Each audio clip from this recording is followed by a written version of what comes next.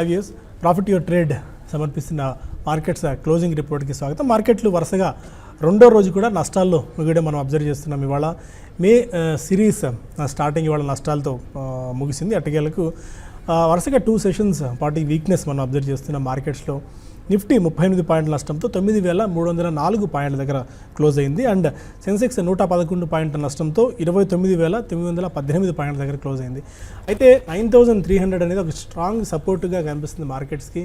9,300 పైనే ఇవాళ కూడా క్లోజ్ అయింది. నిన్న కూడా నెగిటివ్ సెల్లింగ్ ప్రెషర్ మనకు కొద్దిగా వచ్చినప్పటికీ మార్కెట్స్లో అంటే ఒక పాజ్ మోడ్ తీసుకున్నప్పటికీ వరుసగా 2 రోజుల భారీ లాభాల తర్వాత ఇవాళ కూడా ఆ సెషన్ పైనే అంటే ఆ మార్క్ పైనే 9,300 మార్క్ పైనే నిఫ్టీ అయితే క్లోజ్ అయింది. సో దీన్ని బట్టి మనం చూస్తే ఇమీడియట్గా మనకి మార్కెట్స్కి వచ్చిన పెద్దగా 30 అయితే ఏం కనిపించట్లేదు. మేబీ కొద్ది రోజుల పాటు ఇదే ఫేజ్లో కంటిన్యూ అయ్యే అవకాశం మనకు కనిపిస్తుంది. బట్ రూపీ ఇవాళ సడన్గా వీక్ అయింది.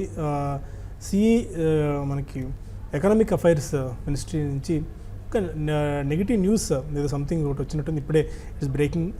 దాంతో రూపీ కొద్దిగా క్షీణించడం మనం చూస్తున్నాం. దానికి సంబంధించి డీటెయిల్స్ మరి కొద్దిసేపట్లో మనం డిస్కస్ చేసే ప్రయత్నం చేద్దాం. అండ్ ఇవాళ సెక్టార్ స్పెసిఫిక్ వ్యూస్ ఒకసారి చూస్తే సెక్టార్ పాయింట్లో మనకి ఆటో ఇవాళ ఉదయం నుంచి బాగా పర్ఫామ్ చేస్తూ వస్తుంది.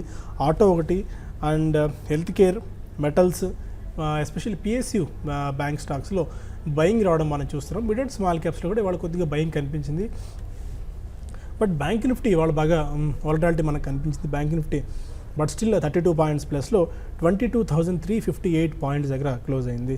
అండ్ వీక్గా ట్రేడ్ అయిన కౌంటర్స్లో మనకు కన్జ్యూమర్ డ్యూరబుల్స్ ఒకటి, క్యాపిటల్ గూడ్స్ ఒకటి, FMCG pack, IT, oil and gas, technology రంగ షేర్స్లో అమ్మకాల ఒత్తిడి మనకు బాగా కనిపించింది. అండ్ ఒకసారి ONGC, bank of Baroda, state bank of India, Maruti Suzuki, Hindalco top 5 గెయినర్స్గా నిలిస్తే Bharti Infratel, ITC, BPCL, tech Mahindra, HDFC stocks top 5 losers జాబితాలో మనకు నిలవడం మనం చూస్తున్నాము. అయితే ఇవాళ PSU bank stocks, especially PSU bank stocks అన్నీ కూడా చాలా ఫైర్ మీద ఉన్నాయని చెప్పుకోవాలి. ఫెడరల్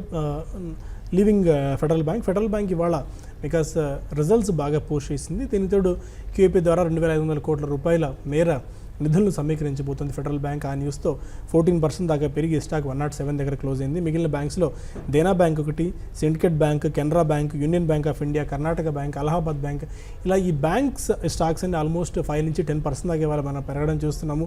అదే ఇవాళ మేజర్గా చెప్పుకోవాల్సిన హైలైట్గా మనం చెప్పుకోవచ్చు. ఎందుకంటే ఈ స్టాక్స్ అన్ని ఫైర్ మీద ఉన్నాయి, పిఎస్బీస్ అండ్ బ్యాంకింగ్ స్టాక్స్. మిగిలిన స్టాక్స్లో ఆంధ్రా బ్యాంక్ ఇవాళ 5% దాకా పెరిగి 69 రూపీస్ దగ్గర క్లోజ్ అయింది.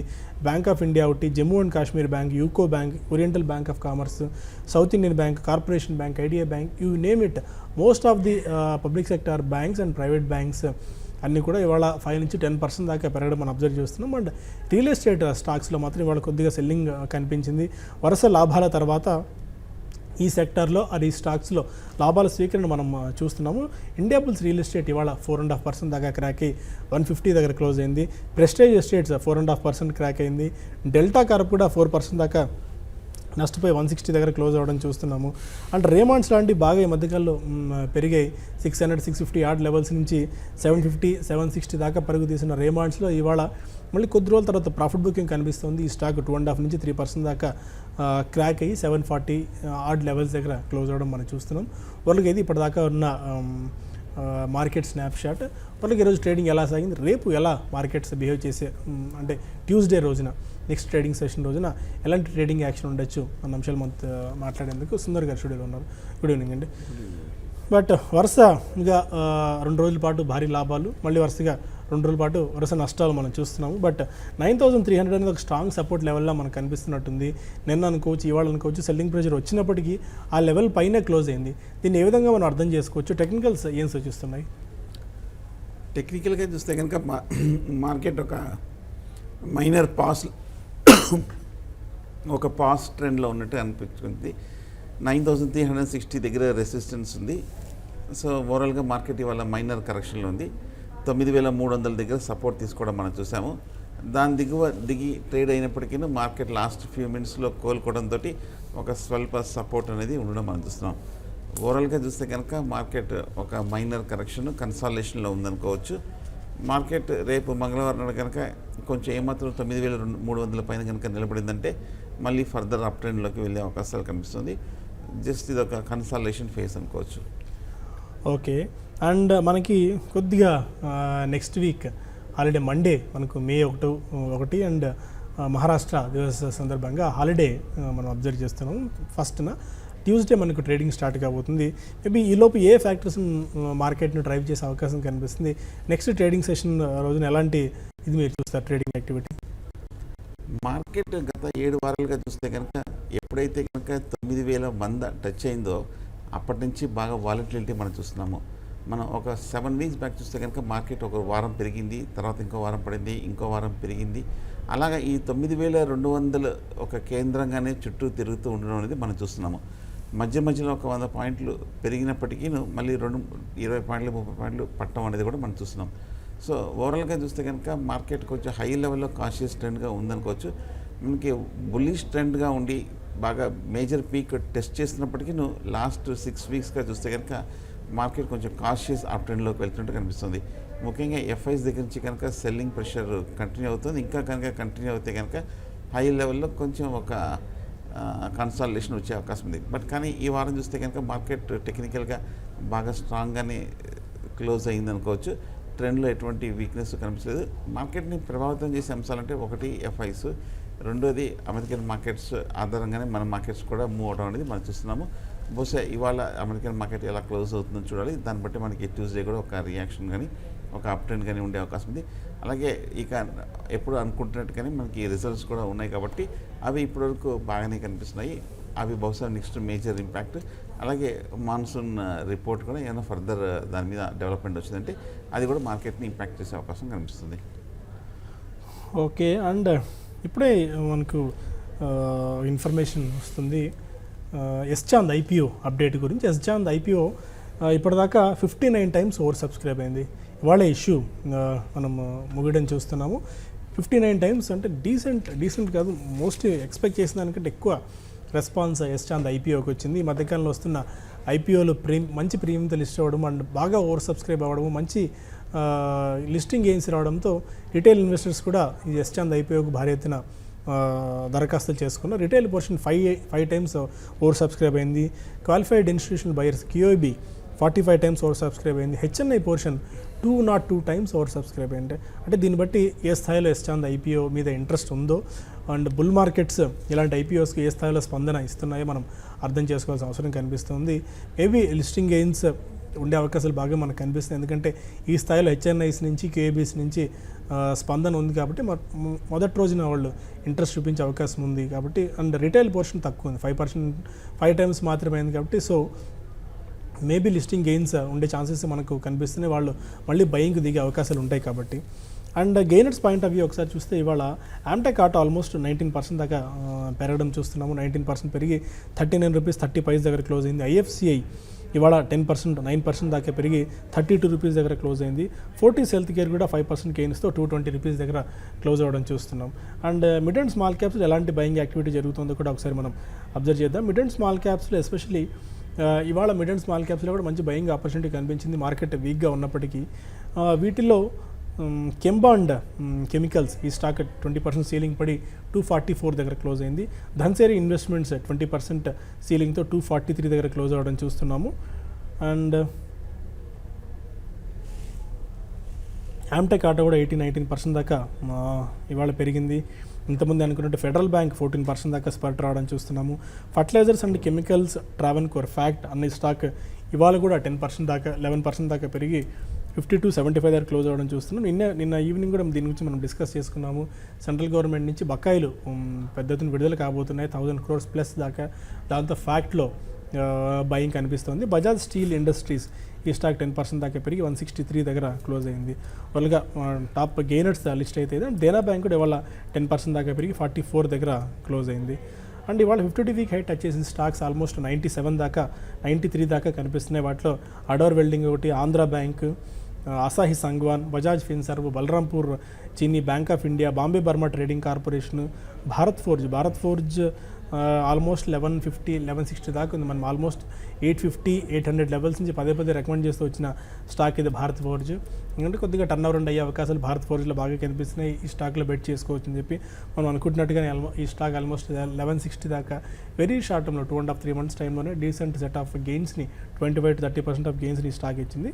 బ్రిటానియా ఇండస్ట్రీస్ ఒకటి, Canara bank and Chambal fertilizers, Cyient 559 ఇవాళ, దక్కన్ సిమెంట్స్ 1274 దాకా ఇవాళ వెళ్ళడం మనం చూస్తున్నాము. Dhanalakshmi bank, federal bank, Gujarat Narmada, GNFC, Godrej consumers, granules India, Hudson agro కూడా ఇవాళ 674 అంటే 640 నిన్న క్లోజ్ అయింది ప్రీవియస్ అయ్యి. ఇవాళ 35-40 రూపీస్ దాకా హట్సన్ అగ్రోలో మనం జంప్ రావడం చూస్తున్నాం. హిందాల్కో ఒకటి, IG petro, Indian oil corporation, Ingersoll and Kalpataru power transmission. ఈ స్టాక్ కూడా ఫండమెంటల్గా మంచి కంపెనీ కల్పతరు. పెద్దగా ఇంతకాలం మొమెంటం లేదు. 280-300 లెవెల్స్ దగ్గర ఉన్న స్టాక్లో కొద్దిగా ఈ మధ్య స్పట్ రావడం చూస్తున్నాం. Decent management Kalpataru transmission, power transmission. Mahanagar gas ఇవాళ and oriental bank of commerce, prism cements, PVR, Rane holdings, Sagar cements లాంటి స్టాక్స్ కూడా ఇవాళ 50 TVకి టచ్ చేసిన స్టాక్స్ లిస్ట్లో కనిపిస్తున్నాయి.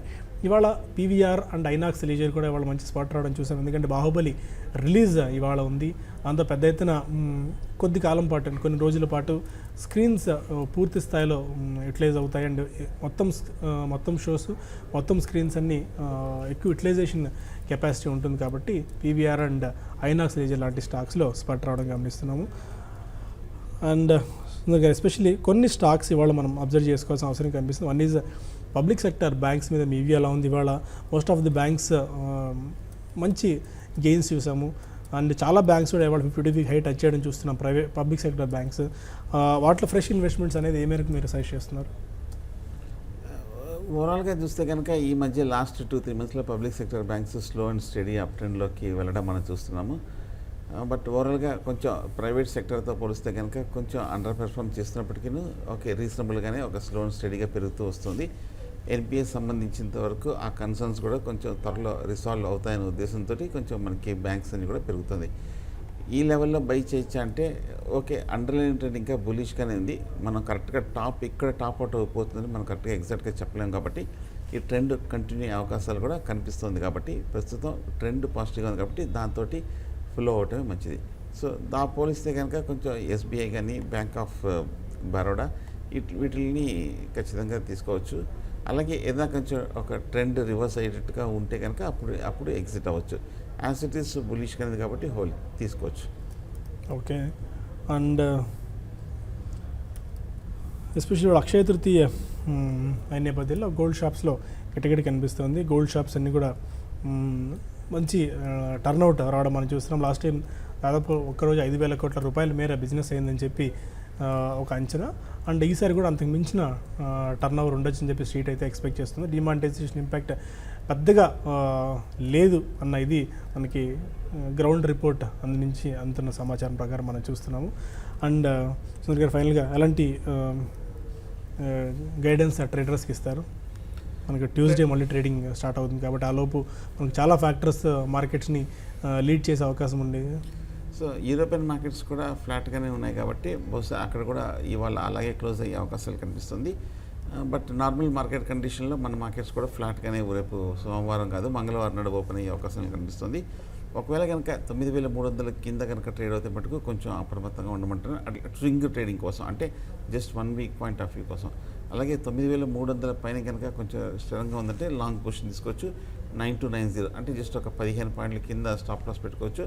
అలాగే నెక్స్ట్ టార్గెట్ 9,400 వరకు వెళ్ళే అవకాశాలు కనిపిస్తుంది. కొన్ని స్టాక్ స్పెసిఫిక్ మూవ్మెంట్ చూస్తుంటే కనుక పాజిటివ్గా కనిపిస్తుంది. సో అటువంటి కొన్ని స్ట్రెంత్ ఉన్న కంపెనీస్, అలాగే ఈ మధ్యకాలం మన ఏదైతే ఒక రికమెండేషన్స్ పాజిటివ్గా చెప్పుకోవడం చూసామో అటువంటి స్టాక్స్ని తీసుకోవచ్చు. One final question about this real estate stocks.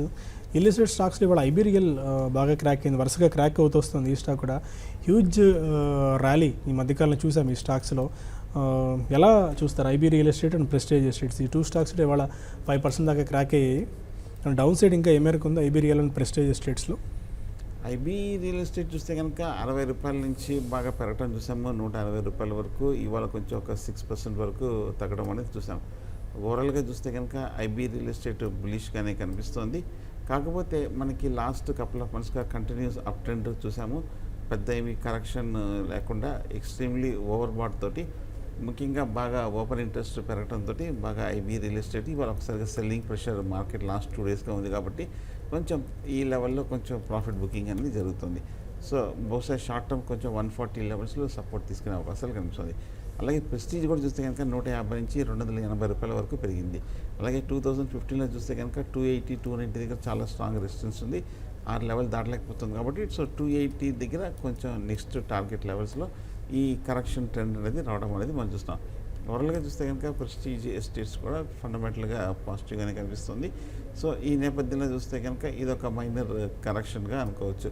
So నా ఉద్దేశం అయితే కనుక కొంచెం ఒక చిన్న డిప్లో తీసుకోవచ్చు. ప్రెస్టీజ్ మట్టుకు కొంచెం ప్రెస్టీజ్ కూడా చూస్తే కనుక వాల్యుయేషన్స్ కొంచెం ఎక్స్పెన్సివ్గా ఉన్నట్టు కనిపిస్తుంది. ఇది కూడా ఫండమెంటల్గా బాగా పెర్ఫామ్ చేస్తున్న కంపెనీ. ఫైన్. అది ఓవరాల్గా టెక్నికల్ అండ్ ఫండమెంటల్ రిపోర్ట్. మళ్ళీ మనకు సోమవారం సెలవు ఉంది కాబట్టి మంగళవారం బిజినెస్ బ్రేక్ఫాస్ట్లో కలుద్దాం. అలోపు వ్యూయర్స్కి అందరికీ ఒక information regarding this Bengaluru workshop గురించి. బెంగళూరులో మనం May 6th and 7th Saturday and Sunday 2 days పాటు full length technical and fundamental analysis workshop organise చేస్తున్నాము. టెక్నికల్గా ఎలాంటి స్టాక్ పికింగ్ చేసుకోవాలి అండ్ ఫ్యూచర్స్ అండ్ ఆప్షన్స్ ఎలా ట్రేడ్ చేసుకోవాలి, ఫ్యూచర్స్ అటెంప్ట్ చేయాలంటే ఏ స్టాక్స్ అనుకూలంగా ఉంటాయన్న అంశాలతో పాటు అనేక ఆప్షన్స్ ట్రేడింగ్ స్ట్రాటజీస్, ఒకటి హెడ్జింగ్ స్ట్రాటజీస్, ఇలా అనేక అంశాలు మనం అక్కడ డిస్కస్ చేసుకోబోతున్నాం. దీనికి కూడా ఫండమెంటల్గా స్టాక్స్ని ఎలా మనం ఎంపిక చేసుకోవాలి, ఏ పారామీటర్స్ ఆధారంగా ఒక స్టాక్ని పిక్ చేసుకోవచ్చు అన్న అంశాలన్నీ అక్కడ కూలంకుషంగా అనలిస్ట్ మనకు వివరిస్తారు. ఇక్కడ TV5 షోస్లో రెగ్యులర్గా హాజరయ్యే అనలిస్ట్ అందరూ అక్కడికి వచ్చి తమ విశ్లేషణ, తమ ఎక్స్పర్టైజ్ని అక్కడ షేర్ చేసుకుంటారు. So don't miss this opportunity. ProfitYourTrade.in మీకు దీనికి సంబంధించిన సబ్స్క్రిప్షన్ డీటెయిల్స్ దొరుకుతాయి. అయితే ఒక బెంగళూరు వాళ్ళు మాత్రమే కాకుండా చుట్టుపక్కల ఉన్న ప్రాంతాల్లో కూడా ఈ ఆపర్చునిటీ ప్లేస్ చేసుకోవాలని చెప్పి